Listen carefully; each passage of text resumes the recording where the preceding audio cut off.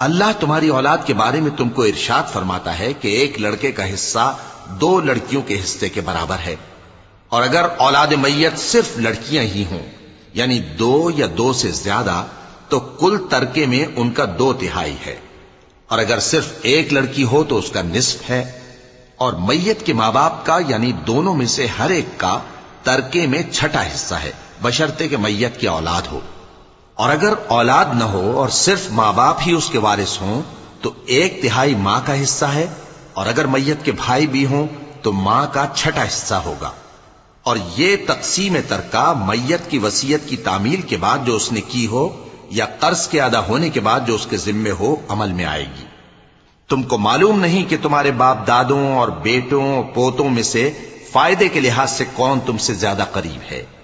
ये हिस्से अल्लाह के मुकर्रर किए हुए हैं और अल्लाह सब कुछ